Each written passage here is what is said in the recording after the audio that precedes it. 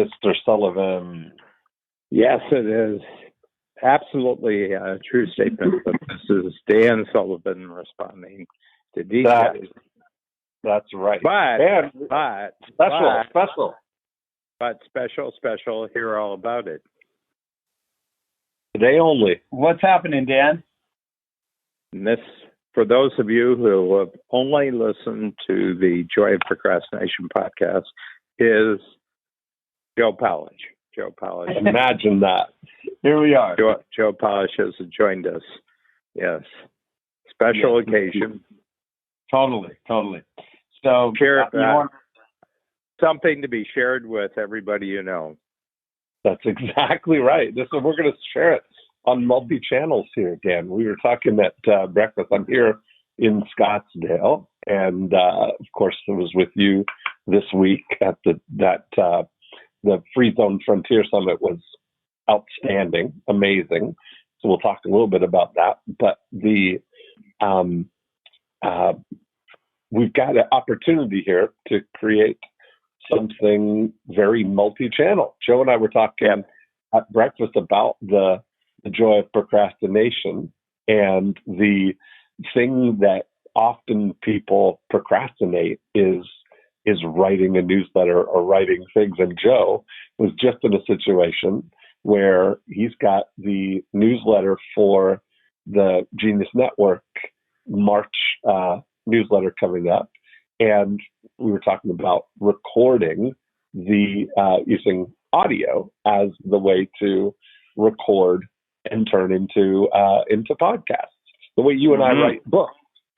And so we thought, Joe's got some questions from JR to sent over as a framework for his newsletter. And I thought, we've got now an outlet to have a Joy of Procrastination, the Genius Network letter, I Love Marketing, and we got... And then the system. And then we get Dan demonstrate. I get Dan's input on this, because yesterday me and Dean recorded an I Love Marketing episode, and we were talking about the Free Zone Frontier event that you had done, Dan. And this is a really good, so those of you that are listening to I Love Marketing can listen to this one, right? We expanded on, we had a great conversation about the, what we talked about at the Free Zone, talking about the Kylie Jenner and Old Town Road and this Cloudlandia. So there's so much good stuff going on, all convergences right now. So I'm sort of hijacking your guys' thing, I guess, in a lot of ways, if we do it this way. Although I think it'd be really cool for these questions to hear. Well, because here's the thing. So, you're in Genius Network, Dan's in Genius Network. The whole point of the newsletters, the March issue, is how to be a good human being, and questions that have to do with being a good human being. And so, I don't know, Dean, maybe people love questions. You can maybe ask me and Dan some of these questions, and then we can speak to them. Or how do you want to do it? You tell me. What do you think? Are you okay with this, Dan? Oh, yeah. I totally am. And remember, Dean, you and I are simply taking advantage of everything that Joe has taught us. That's exactly right. This is it. So it's nice to have him here right with us. Okay. That's all we're doing. Yeah. So let me since you teach the joy of procrastination, right? Yeah. Let me give let me share with you about a paragraph. I'll just read something. Okay. So this is kind of the way that we're doing this month's issue. And it says, for the Genius Network March newsletter, I need approximately 40 to 45 minutes of audio to put together 5 to 6 pages for the Genius Network letter. So let me know if these 10 questions below are enough for you to record and riff on for 40 to 45 minutes on audio. You would just need to record 4.5 minutes for each question. 45 minutes divided by 10 equals 4.5 minutes per question. The theme of the March newsletter, I'm thinking something like how to be a good human being. In fact, I might title the newsletter that if you can get the recording to me. So if you take that idea as the big idea and answer the questions below from that perspective, it will likely tie it all together. And of course, if you go over 45 minutes, that's fine. I'll make it work. So that's, JR. So this is JR. My writer, who you guys both know. Yeah, we know, but JR is the mysterious JR who is the man behind the curtain, filling doing a lot of the writing and doing a lot of the organizing for Joe. And so this is a real life. This is almost like a reality show here, Dan. People get to see behind the scenes how high level stuff gets done. And so I think I told Joe that we've talked about the moo method is how we look at it for self-milking cows. As the moo, of course, is an acronym for multiplied oral output that you talk. And then you've got an audio, and you're able to turn that into a transcript, which you can then use to take quotes from or to write articles or newsletters. So here we're demonstrating how anybody can create a newsletter and get rid of the procrastination of having that on your list. Write newsletter. That sounds very intimidating when you see it. Yeah. Mm-hmm. Yes. All right. So I'll ask the questions that JR has, and then we can riff about them. So I think this will be so these are written to Joe, and I think we can talk about it. Well, I'm going to have the whole newsletter written. Yeah. And look, we'll do it we're doing it right now. So this newsletter will be a combination of Dan Sullivan, Dean Jackson, and me for the Genius Network letter for March. That's good. Yeah. So when we say this, right, we'll each have our thing. So what do you look for in an ideal member in Genius Network? What are the traits, characteristics of them? And I think that would be interesting to say the same for Strategic Coach and for Breakthrough Blueprints, to say what do you look for? Yeah, because a lot of this is about relationships and who we look for in relationships. So from my perspective, let's just use the Dan Sullivan term, industry transformers, right? Someone who's one of the best in the world or the best in the world in their category in what it is they do. So Dan, as an example, is an industry transformer. He's the top coach to successful entrepreneurs in the world, right? Mm-hmm. So that would be someone. We also look for people that are givers, not takers, right? So they're useful, they're generous, they got a good reputation, which is always a questionable thing when you're dealing with people that are selling large quantities of books and how-to information. However, more and more over the years as I'm curating, especially now, and me and Dan actually did 3 episodes on our podcast on, law and order in the idea world. There's a lot of people that are well known, but they leave a lot of scorched earth. And so we want people that are really smart, genuine humans, innovative, definitely not lifestyle entrepreneurs, but achievement entrepreneurs. That's at least what I look for. Not lazy people like you. Where you're so intelligent and bright, it makes up for your lack of ambition.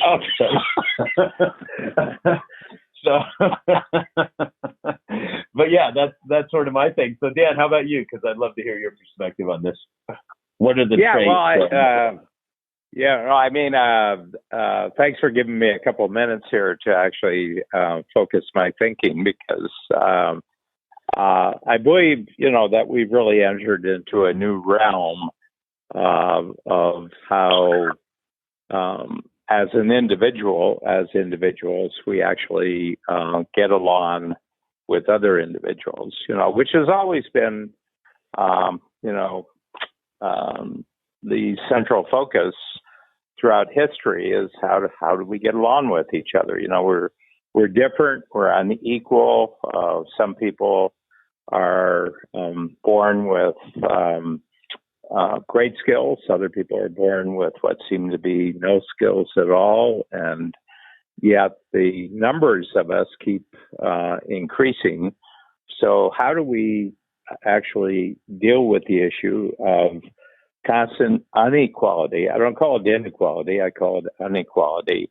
That is, we're just different from each other, and that the times that we live in actually favor certain skills, certain kinds of interests over other interests. And how do you be okay with that? And how do you just on a day-to-day basis feel okay with the fact that other people seem to be way ahead? And how do you feel okay with the fact that you each day actually have the opportunity to lead a life that really is satisfying and makes you feel good and gives you ambition for tomorrow. And so my sense is that the difference between the time we're living in right now, 2020, and when I was born, which was in the 1940s, is that we have the ability to communicate how we're operating as an individual to the world. And we're able to get feedback from the rest of the world, and that was not true 70 years ago. So that's the big change. The big change is that any individual with a communication device, and all you need is really a phone, you can actually communicate your situation to the world, and you can get feedback from the world. And that would be either negative or positive feedback, and then learn how to ignore the negative and take advantage of the positive. That's great. Again, that's one of the things Joe and I talked about last night was the difference right now is we have a one-to-one connection with every other citizen of Cloudlandia, that you've got a way to communicate and articulate exactly, the way you feel, so that you find the people that resonate with what you're looking for. It's good. Yeah. So, all right. So the next question, what sort of people should other entrepreneurs look to associate with and do business with? Well, I would go back to something that, now that Dan's here, I'm going to tie some things into, I imagine you guys talk about this, and me and Dan certainly talk about it on 10X Talk. Only align yourself with people that are aligned with you, right? I mean, I think that's a good criteria.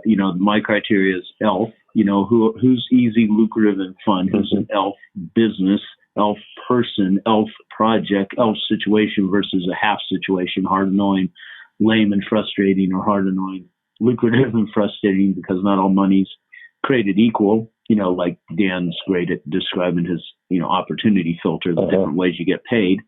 So, when you say what sort of people should other entrepreneurs look to associate with? Well, certainly, why are we associating with people that are entrepreneurs? It's because we're trying to take where we're at to another level, right? To get better. And in many situations, people think, I'm going to associate with this person and do business with them because I'm going to make money. But in the free zone frontier, so much of that is about collaboration. That's what I was just going to say. I think it's not just the money, right? Because it's about, so that's how I would frame it, saying who's got capabilities that are both of you together. There's a collaboration. And 1 + 1 = 10. Yeah, that's what I think that there's the opportunity is to seek out people. Knowing that the ultimate achievement requires vision, capability, and reach that we've been talking about.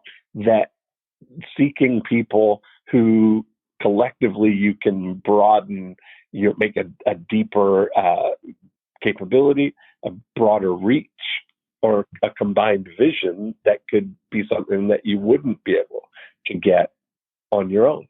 Well, let me say this. I'd like to hear what Dan says about this. So yesterday, Dan, I heard a term from Dean that he says has been around for years, but it's literally the first time I heard it, or at least if I heard it before, I forgot about it. And it was commission breath, where someone that is talking to you, you just can tell they're trying to get a commission. They're trying to sell you something. And, and so the question is, what sort of people should entrepreneurs look to associate with and do business with? That's not who do you target and like opportunistically try to just, nail down so you can get commission out of it, right? It's like, it's not a desperation. It's not like, oh my God, I really need to go target this person, because when you have that taker energy, you could smell it, like commission breath, right? So I'd love to hear Dan. Like, if Dan's not out, like I don't see Dan saying, who do I need to target today? He doesn't think like that. It's not a hunter. He's definitely hunting. We're all hunting for opportunities, but we're not like trying to kill or it's just the money thing. I mean, I think all three of us, if someone comes to us and the first thing out of their mouth is, hey, we should talk because we can make a lot of money together, it's a turn on. Right. Yeah, I think. I think that if they're it seems to me if someone was observing you, Joe, you, Dean, and me, from a standpoint of someone who just, gets the most money out of every situation that are in, we'd all get failing grades. all three of us would get failing grades because we're so non-alert. Yeah. We're so non-responsive to that. But I think that each of us, if I could kind of say, probably a value that really, really unites the three of us. We believe that there's a big picture, that there's kind of like a big kind of what I would call a collaborative party that's taking place in the world. And our job is to ensure that when we get invited to this party, when we're able to join this game, that we don't have personal characteristics that would disqualify us, and I think that there's a couple of capabilities that you can work on before you get the opportunity. And one of them is that you just be grateful for what you have. So, I constantly remind myself throughout the day to be grateful to the people I'm working with. That's my team members, that's strategic coach, that's the really unique, ambitious entrepreneurs that I get to meet who are the participants in the strategic coach program, and kind of, just the general circumstances that I live in. I'm living in the 21st century. I'm living in America. I'm living in North America. I live both in Canada and the U.S. I live in a great city. I live at a time when, the combination of technology and economics is giving people who are, inventive and bright a real opportunity to create enterprises that simply were not possible 50 years ago. So, I think there's very valid grounds for saying that probably everybody who's an entrepreneur today should spend a good deal of their time every day being grateful just for the chance that they get to operate in this particular age. And then I think the other thing, that goes along with gratitude is collaboration, and that is that you don't have to do it all yourself, but just focus on what you're great at and look for other people who are great at different things, at things that are not your skill, but it's a skill that combined with your own skill can produce something that's 10 times, 100 times bigger than what you could do yourself. So that's my take on it right now. Yeah. Awesome. Number three. Where do entrepreneurs go wrong when they're picking people to do business with? I'll start with that. I think that a lot of times people go wrong doing business with someone just because they want to do business with them, or that they can sell them on doing business with them. And it's funny how when one of the things that I talk about is, even if you're not going to do business this way, but to think this way, what would you do if you only got paid if your client gets a result?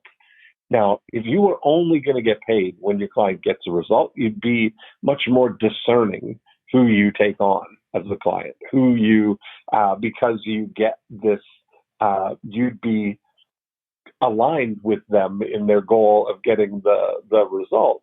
And when they don't take that attitude, if they take the thing and take on people who they know deep down they probably shouldn't or aren't the person who's going to be able to get the result, but they're willing to pay for it, or they're willing to do something. And then they take this comfort in external blame shifting of distancing the reason that they didn't get the result as, well, I gave it, everything's in the program or everything's there. If they just did it, they would get the result.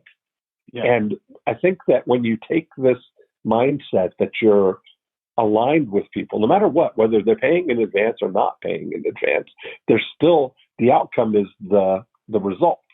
And you want to be in the best alignment with the people who have the highest chance of getting the result. You can't, when I look for people that have a really great during unit transformational system, things that can get results for people, or that every people that they work with are going to have a great outcome. And then we can amplify that with marketing. If you're in a situation where the people that you work with don't get good results, or you don't know how you're going to be able to deliver what it is that you're promising in the marketing, amplifying the marketing is just going to amplify the fact that you can't get the result. So I think that's how I look at it. Yeah, it's like that whole line, the only thing worse than singing the wrong note is singing it louder. Off key. Yeah. I mean, I guess I would say, and then we'll let Dan go, I would still go back to ELF. Uh-huh. Is the person easy, lucrative, and fun, or are they not, or do they have the potential to be? Because most things aren't just, they don't start out ELF, right? You have to set up things right in order for ELF to be, the conditions of what you end up getting. And another thing I think where people go wrong is where they get, when I say go wrong, I'm only speaking from my own experience, where I get initially enthusiastic about opportunities and possibilities, but my eyes for opportunities are far bigger than my ability to digest all of the things that need to take place. So I think it's when you're being irresponsible. Okay, there's a certain level of responsibility where I see a lot of people partner with other people thinking they're going to do all the work. They're going to do something, and people are only going to do what they're capable of doing, not only like on a intellectual and skill capability, but an emotional capability. Some people can do things, but they're not committed to doing those things. They don't have any energy for it, and they're not going to bring it to the table. So if you're going to be doing 90% of rowing the boat, and the only person's going to be doing 10% of rowing the boat, you got to understand, do you only need that person's 10%? Or do you need 30%? Or do you need 40% or more? And so there's never a perfect 50-50 partnership. There, you just can't have the inequalities, though, so out of whack that it doesn't match up the way that you set it up. So, and certainly doing business with people that are negative, dishonest, or lazy, and, that's just the deal killer, because integrity and ethics, and everyone has integrity, but to their own value system, right? So it's more about like what's your standards, what's your value system, and is it shared? And I think what me and Dan are really good at, I'll say it this way. I mean, people constantly approach both of us. Oh, we can do this. Oh, I've got this. I got that. It's like, well, are you a strategic coach member? Right. Are you a genius network? Like, okay, if you want us to eat your dog food, but you don't want to eat our dog food, right? Yeah. It doesn't make any sense. And so, anyway, Dan, what would you say to where do entrepreneurs go wrong when they're picking people to do business with? Yeah, well, I think the commission breath comment that was made earlier has a lot to do with this particular topic, and it strikes me. For example, we have a definition of who we're looking for in strategic coach, and it's talented, successful, ambitious entrepreneurs. Okay, so if you had a sheet of paper and there was a line down the middle, that would be what is on the left side, and then on the right side of the line would be who are seeking to expand their freedom of time, money, relationship, and purpose.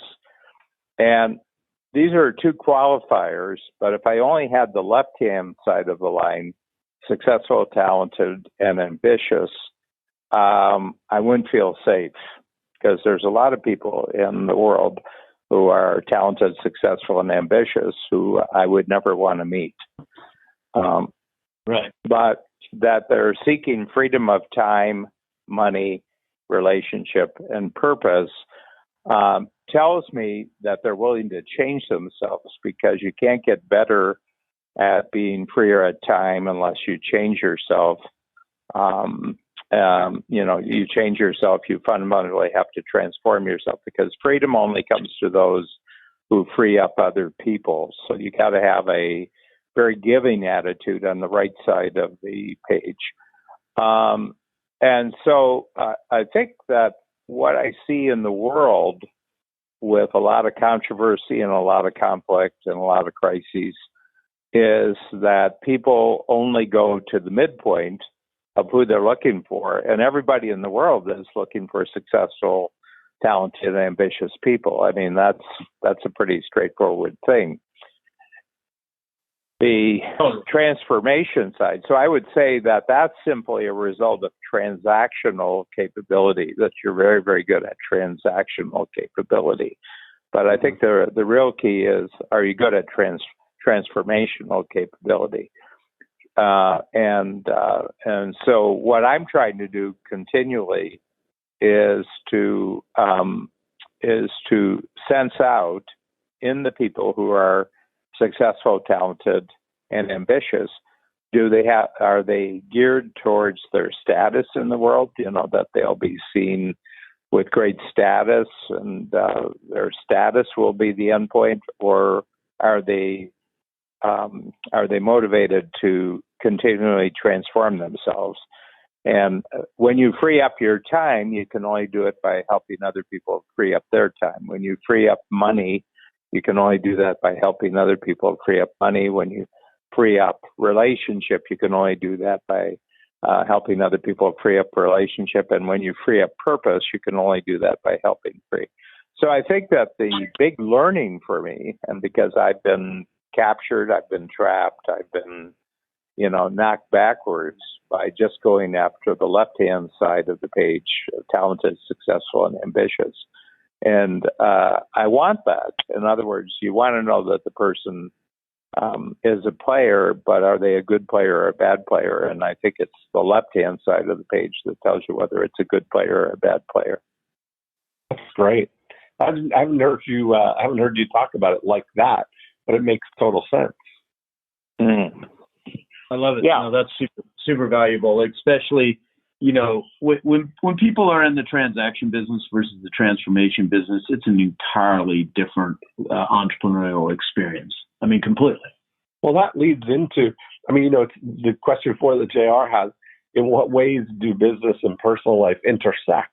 And how does the company you keep play a factor in that? But I think that's part of it, is that it's not so much just the business side of things. It's like what Dan's saying, the right-hand side of all of the personal development things. It's funny because I look at what in our go-go agent community for the real estate agents, we look, our approach is we're looking for agents that want to build what we call a listing agent lifestyle. And we've got the business elements of it, of getting listings and multiplying and finding buyers and converting leads and getting referrals, all those things. We're looking for people who want to do those, but we also add the elements of improving their lifestyle with things like daily joy and abundant time and financial peace. And those are things that balance it all out. There's so many people in business and in real estate that are just so, pedal to the floor, achievement oriented, that they're just so out of balance that all they care about is the next. And you run into that all the time, Dan, with entrepreneurs that are just there's no finish line, right? Well, there's a thing. Dan years ago recorded, it must have been 20, 25 years ago when you recorded this audio, was the Going Against Gravity for the personal economic system. And it was personal economic system like Dan has in Strategic Coach, 3 days, focus days, buffer days, and they have a entrepreneurial time system. Yeah. And it works the best for people that are entrepreneurs, right?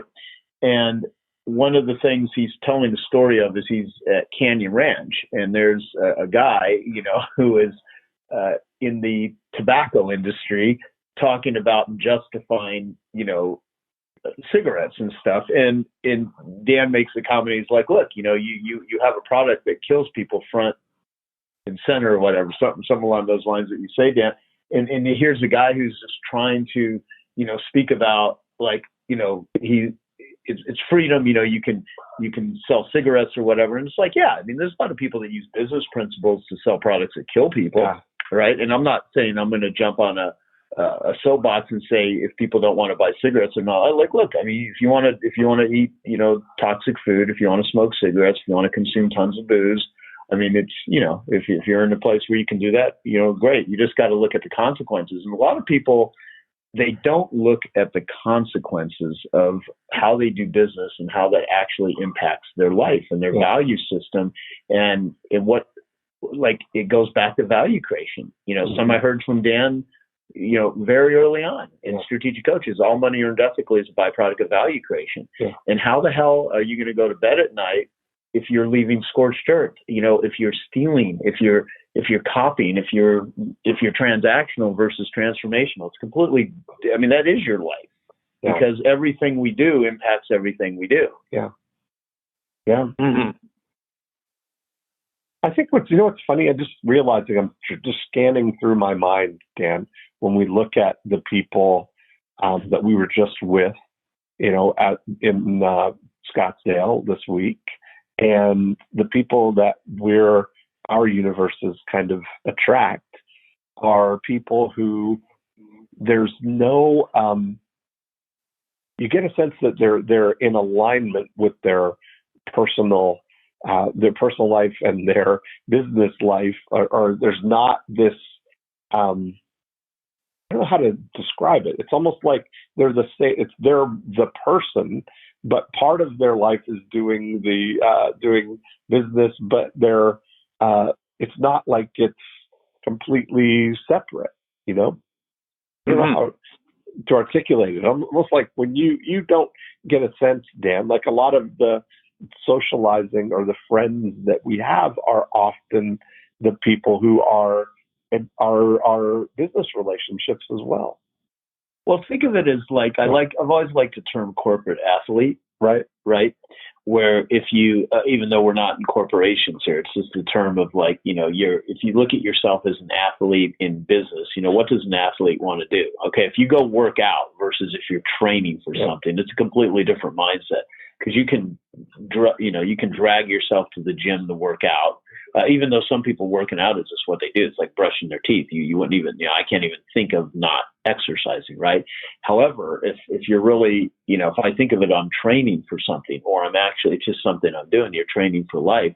I think we all hang out with each other because it's a shared value system. I mean, we like the game. We like achieving. I mean, I learned this from Dan, original definition of an entrepreneur from John Baptiste Say, 1804, coined the term entrepreneur. An individual takes resources from a lower yield to a higher yield, lower level of productivity to a higher level of productivity. So, from that standpoint, if you're around people that are doing that, and there's a lot of people, we're in a world right now that really fetishizes the term entrepreneur or startup or business owner, and a bunch of people run around acting like they are, but are they doing any, they're hustling. Yeah, they're grinding. You got to grind, Dan. You have to put in your reps, Joe. Yeah, exactly. Yeah. Well, do you understand anything else?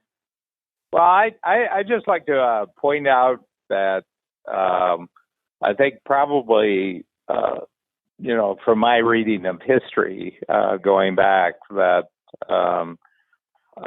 something really important happened when steam power was created, which, as far as we can tell, is sort of like the 1770s. And it was actually created for a very specific purpose because Great Britain had used up most of its wood for fuel. They cut down trees and they realized that you couldn't. What happens when you cut down all the trees? There's nothing else to burn. And they came across coal, and they realized that England sits on vast reserves of coal. And so, but you would dig down. So oftentimes you had to go down 20, 30, 40, sometimes 100 feet down.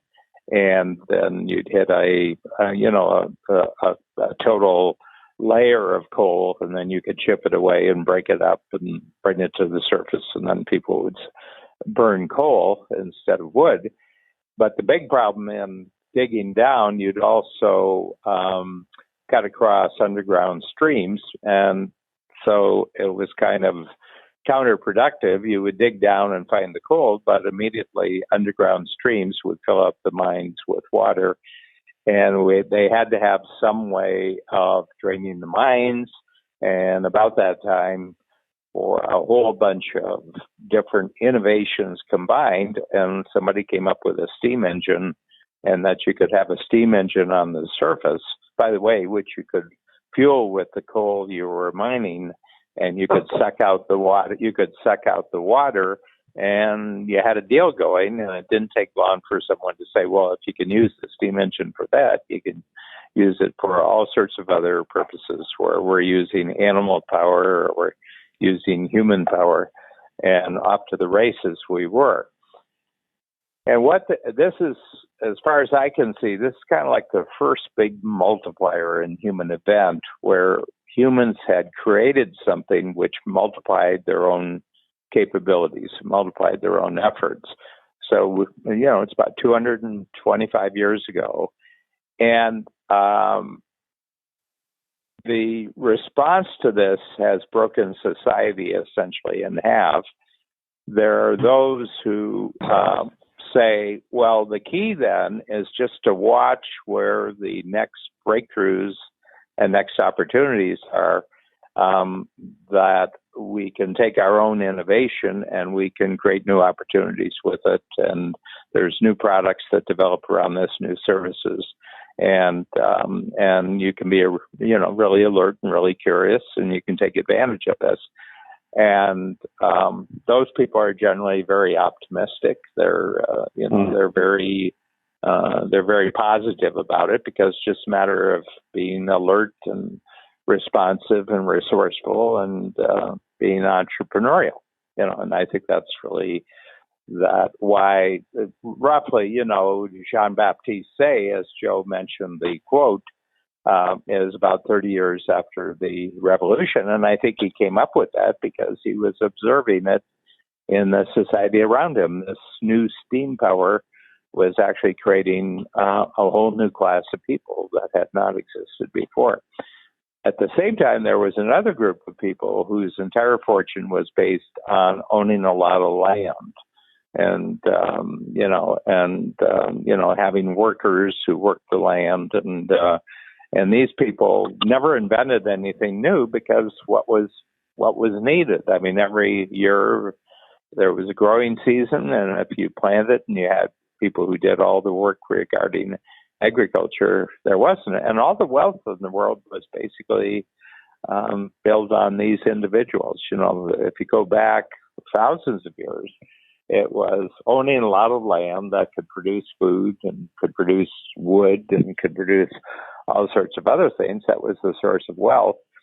And there was a class of people who lived off the landowning people. And today we would call them intellectuals. And landowning people were monarchs. They were aristocrats. They were they were clergy people like bishops and popes and everybody. And this group of people, all of a sudden, with the steam engine, got disinherited, because the money was not with the land anymore. The money was with the innovation.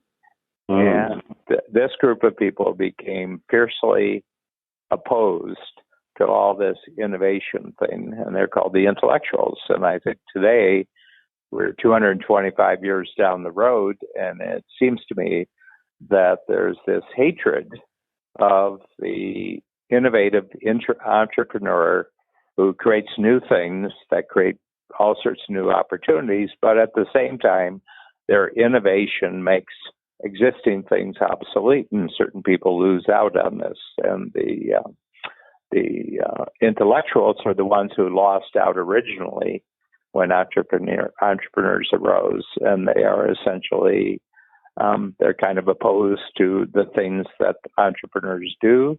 They're opposed to who entrepreneurs are. They're opposed to this whole thing of living a life of constantly creating new things and then creating new opportunities that intellectuals can't live off of, except through government taxation and regulation.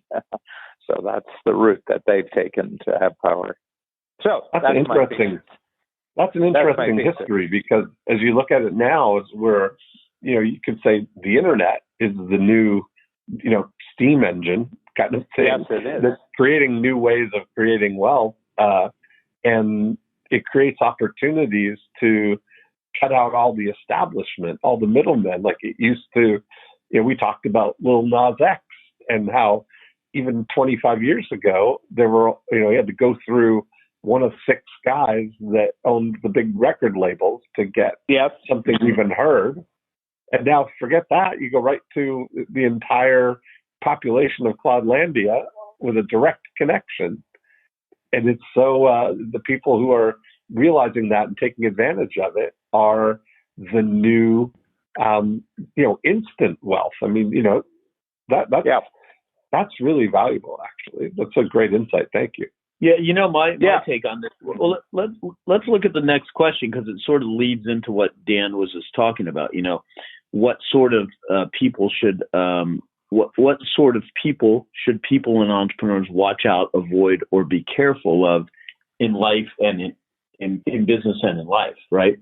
So who do you be careful of? I mean, part of it is, what is the person generating? Because we're all generators. If you look at the steam engine, right, it's generating something. And all of our activities, our thoughts, our behaviors, our intentions, the who's, the team that we build, the products, the services, the experiences that we put out into the world, these are all, our ambition is generated from somewhere.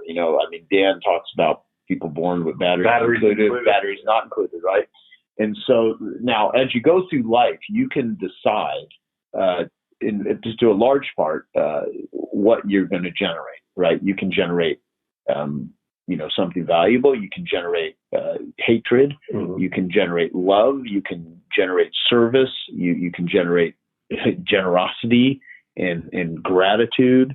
I think those are all, generations. And so people, who are people to watch out, avoid, or be careful of? Look at their past, and here's one thing that I've learned. That I have met, we're all familiar with certain things that have been happening in the last year. There are people that I have helped tremendously. And then you find out that, these are wolves in sheep's clothing. These are individuals that, present themselves one way, but behind the scenes they operate completely differently. And what I'm more aware of now is watch out for narcissists. Watch out for people that are really their main thing is status, like Dan was saying. They're more geared to status. And I'll tell you, I've seen people that actually start out well, and then they get a New York Times bestsellers, they get a little bit of money, get a little bit of fame, and then all of a sudden they get sucked into that and they start becoming an asshole. They start thinking they let their ego, and I think we're all susceptible to that. That's what addicts, become in many ways. An addict in their worst state lies, they cheat, they steal.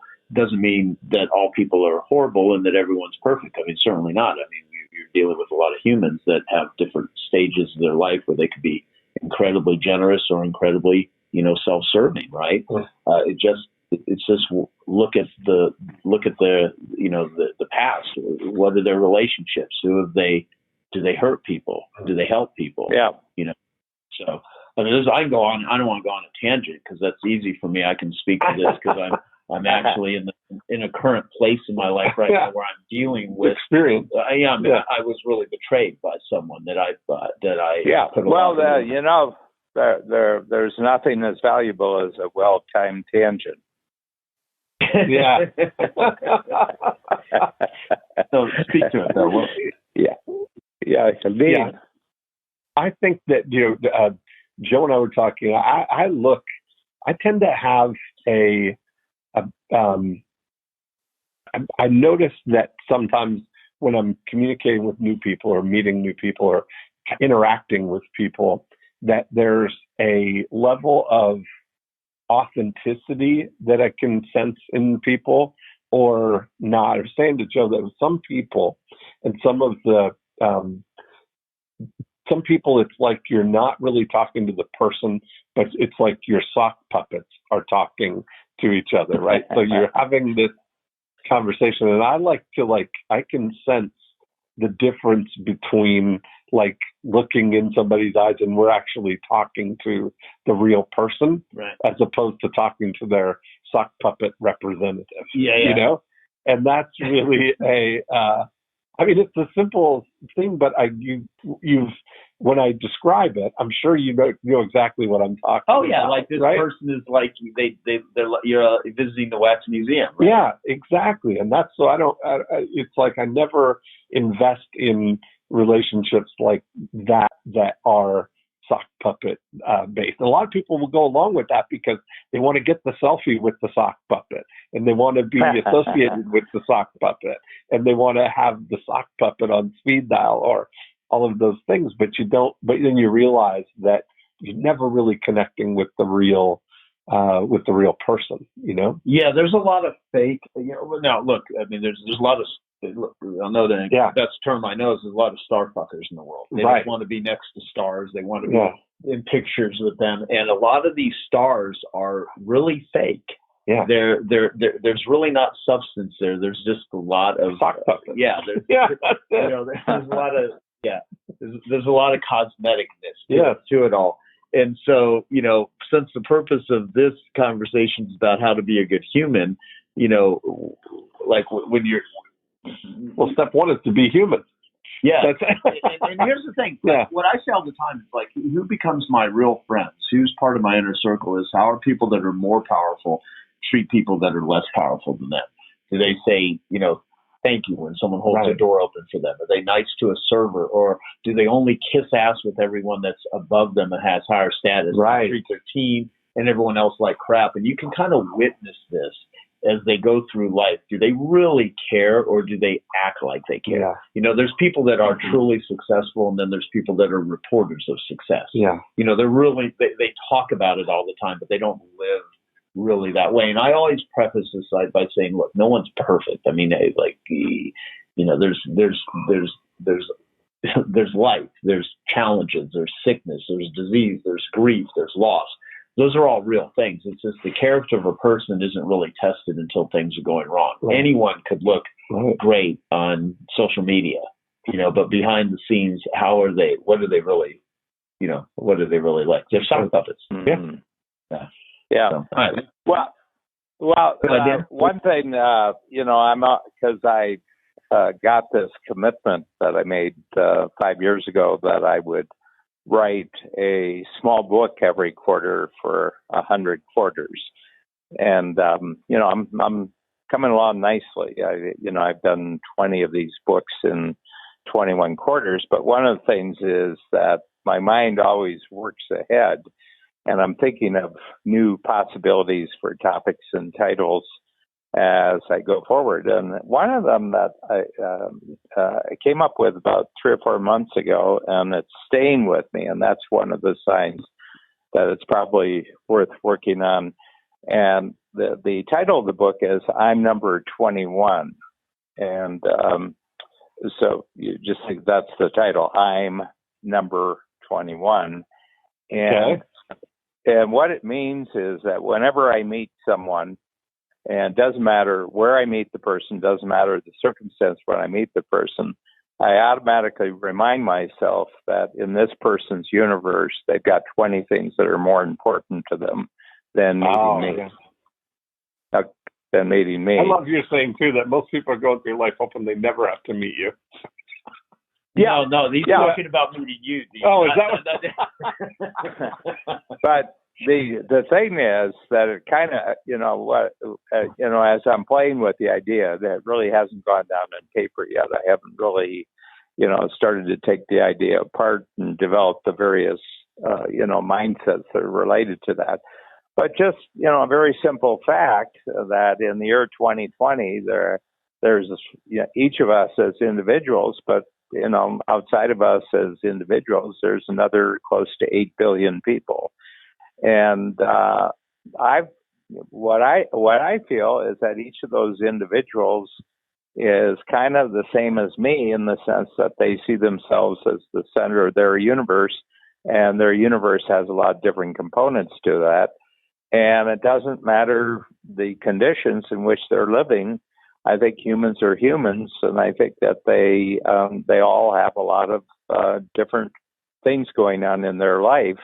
And therefore, when I meet them, I consider it my job is to kind of find out what all those different dimensions are that are going on in another person's life, and to realize that this is a full-time job for this person. Like for Dean, being Dean's a full-time job. For being Joe's that's a full-time job, and the same for me. And therefore, what I do is that I try as much as I can just to find out what's really important to that person, and does it look good from the inside? Does it look positive from the inside, and everything else, and kind of withhold any judgments about them that I can. That's just based on the way that I'm putting my life together. In other words, I'm putting my life together the way that it makes sense to me, but I'm going to grant each person I meet that they're kind of putting life together the way that makes sense to them. And my job on meeting them is to find out what is it, how is it that they actually put their life together, and what's the organizing system that they actually use.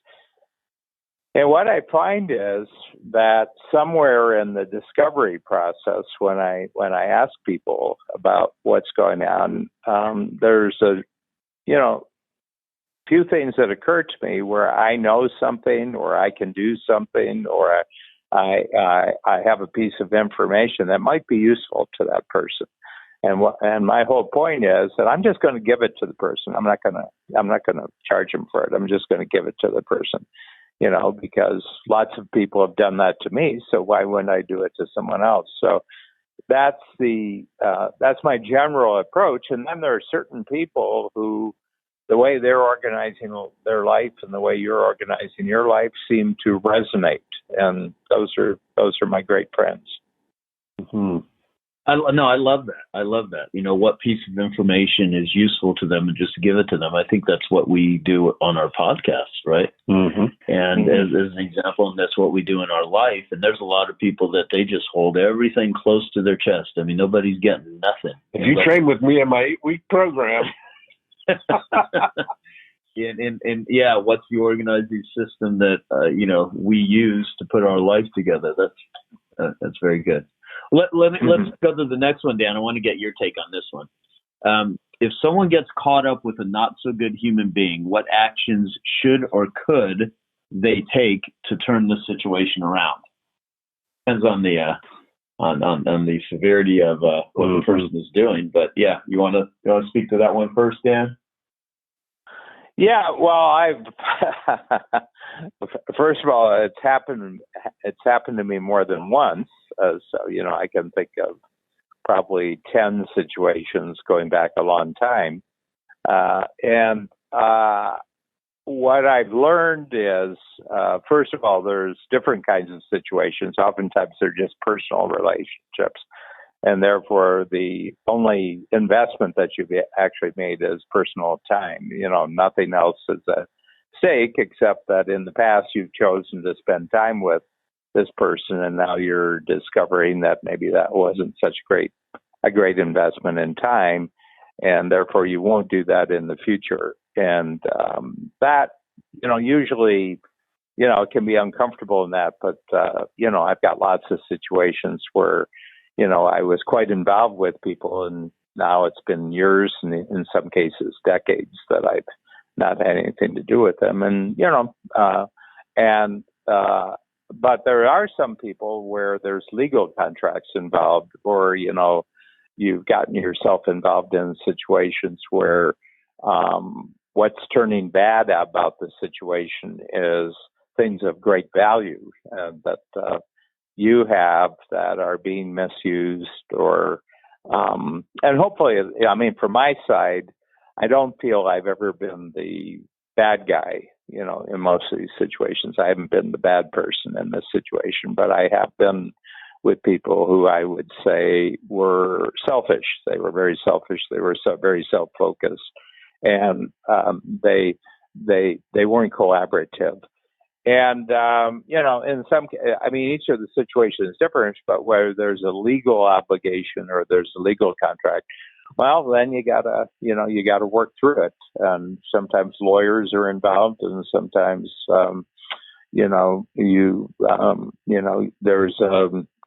there's something that has to be paid. You have to pay, buy your way out of this situation. And I've certainly done that. I will say this, that I think I've learned a great deal of very important things from each of these situations, so that my antenna of picking it up early means that I don't have to, that I am far less likely right now to actually get involved in something like this than I would have been maybe 10 years ago or 20 years ago. And it's all been painful learning, which I've taken advantage of, and I do that. But the other thing is to realize not to overcommit right at the beginning just because you have a good feeling about something. And I think that I'm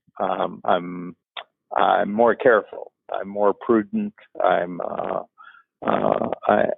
do due diligence a great deal more before I get involved with someone where there would actually be a significant investment of my time on the one hand, and the other thing is where money's involved, where contracts are involved. I think I'm incredibly better and smarter than I used to be. And I have to say that if I look over the past year with people that I'm actively involved with, that I'm really, really happy with. Probably, it's in the dozens of people that I'm working with right now. They all seem to be all involved in the same very positive value system that I think is most important. Yeah, that's awesome. No, totally. You know what I would actually say too is just because I've become good friends with her, she came out to our 100K Genius X group, and Dan was there. Dan and Babs and were there all 2 days, and Dr. Ramani Durvasula, who wrote the book Don't You Know Who I Am? And I sent a copy of that to everyone in the Genius Network. And she, there's a lot of people that they do gaslighting. And if you don't know what gaslighting is, it's where people actually shift reality to make you think something's not happening. It came from a movie in the early 1900s where I never saw it, but the way that I've heard it described is a guy had a wife that he was driving crazy because he kept turning the gas down, and her saying, and he's like, no, nothing's, they would literally make someone question their own reality. So when you're dealing with people that are, at that level, you can't really change them. You just need to get the hell away from them. And as Dan said, sometimes you have to take certain legal action depending on to what degree the violation is. But the others, cut all ties with dishonest, negative, lazy, toxic people. And there are a lot of toxic people in the world, and the quicker you can run away from it. And like Dan said too, though, every one of these experiences, there's enormous learning. I mean, I cannot tell you how much learning. I would not be studying narcissists right now had I not had one of my biggest dealings with one, that I'm right in the middle of dealing with. But it's, everyone has a purpose in life, even if it's to serve as a bad example. So, when you can, when you can take that, other people can give you great material to improve your life by looking at how bad they do theirs. Right? So there's lessons in that. So should we keep going? Yeah, sure. Okay. So it says, the next question is, what sort of person do you, as in me, the reader of the newsletter, need to be to attract wonderful partners, associates, and people into my life? Mm-hmm. I mean, boy, I think a lot of it would, to reiterate what we've talked about. I think that's it. Be generous, be useful, be grateful, be a giver, be attractive. People are attracted to, focus on, like what Dan said, I'm number 21. I mean, what's in it for them? I mean, that's mm-hmm. what people, really want. So, I mean, part of my Genius Network tool is you identify who the person is, what do they want, how can you help them get what they want, and if you just do that for people, they will naturally help you get what you want. Mm-hmm. And so it's really, it's really coming from that sort of approach. Be the person that you would always answer the phone for. I always say, when your phone rings, if your phone does ring, or you get whatever sort of communication people are, when the bat signal goes up, right? Are you excited when you hear from this person, or are you not? Now, I always tell people, who are people that you would always send a voicemail? What is it about them that's giving you this get away from me vibe, that, the time vampire, the enthusiasm vampire, the happiness vampire is swarming at you? What is it about that energy? What is it, and really look at that. I mean, analyze and know, what are you attracted to? What are you not? And what do people come to you for? What do they not? Mm-hmm. And I mean, so much of making someone attractive is or being attractive is not cosmetics and looks. I think one of the things for me was being crystal clear on who I am. And that when you look at, I've been thinking back about my, the exercise of, I know I'm being successful when, that I did 20 years ago, to, define for me how I finish that sentence. I know I'm being successful when. And you were talking about these people. One of mine is that I know I'm being successful when there are no whiny people in my life. Yeah. And as we talked about earlier, this idea of being able to recognize when you're talking to a sock puppet or when you're talking to the real person. It's usually being able, you can tell when something's going to not get better. It usually progresses as it begins. Mm-hmm. Not, it doesn't get better. If something's tweaking you in the beginning, your gut is telling you this is okay. Just pay attention to that or watch that. That's typically who they really are. Mm-hmm. I find, No, I agree. Yeah, I agree. It's funny. I have this video on YouTube with Harvey McKay when he first came to my office years ago. This is over a decade ago, and we're doing a little video about hiring people. And he made this one statement. He said, and it was about team members. He said, "Would you be concerned if this person that's working for you worked for a competitor? Mm. Would that?" Right. Oh man, they're really skilled. If not, you got to question, okay, is this really a valuable team member, right? Yeah. And the other question is, would you hire yourself for this position? Some people are just in the right roles, and others are in the wrong roles, right? Yeah. So part of these roles that we're identifying, but in terms of being a wonderful partner or an associate has everything to do with your ability to create value for other people. Yeah. And value in a lot of ways does not necessarily mean, they're going to give you money, right? I mean, if I can add a smile to a server's face by making a funny joke, I'm going to do it. Yeah. That's what human bonding is. I mean, a lot of people are going through real painful struggles in life, and you want to be a ray of sunshine. You want to be a fountain, not a drain. It is fun, especially in those kind of social.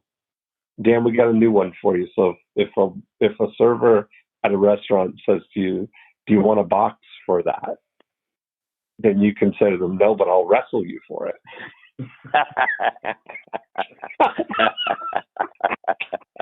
That's great. I'll tell you, that's like good. everybody like that's listening to this, if there's a tiny morsel of food and the server comes up and just say, "Can you box that up for me?" I mean, I've said that 1,000 times, and it's not what you say that's matters. It's the reaction. That's what makes it funny. It's not the line itself. It's just like there's so many different ways they can respond to that. Like, are you serious? Or, oh, sure, I'll do it. It's I cannot tell you how many laughs we've gotten out of that one over the years. Okay, so you guys want to say anything else to the? To I think we did a good job today. What's the finale? And hats off to JR for the structure. They were all great questions. Yeah. And so, I just think that, first of all, this was a first. This is the first time it's the first time that we've had Joe on, Dean. And it's the first time we've had anybody on, Dan. This is I realize that. And and having had Joe on, I don't feel that anything is lacking, like that there should have been somebody else too. That's right. And, but it's very, very useful. And, the thing that's really interesting is I have a feeling that the kind of conversation we had over the last hour is kind of unique to the times that we're living in. And what I mean by that, I think that we have to be sharper living in 2020 than, let's say, 50 years ago. I think you have to be a lot sharper. And the reason is because there's a lot more opportunity for each of us as an individual, but there's also a lot more dangers for all of us as individuals. And I think that the ability to spot opportunity and to avoid the danger, I think is probably, we're being demanded to get better and better at this as we go along. Amen. Yeah, absolutely. Well, good. So I don't know how you guys wrap up your episodes. That's how we end. We now have we now have material for our Genius Network letter, which is a monthly newsletter for Genius Network members. You did the Procrastination podcast. Yeah. The Art of Procrastination. The Joy of Procrastination. Joy. That's right. Joy. The Joy of Procrastination. Joy. And then I Love Marketing Simulcast. It's like so. It's the Moo method. Multiplied oral output is what we got here today. Yeah. So if nothing else, you can see that you can repurpose things and you can go deeper with thoughts and ideas and concepts with unique packaging and all that. So love it. It's a joy to be here with both of you guys. Thanks, Dan. Thanks, Joe. Thanks, Steve. We'll talk to you soon. Bye. Bye.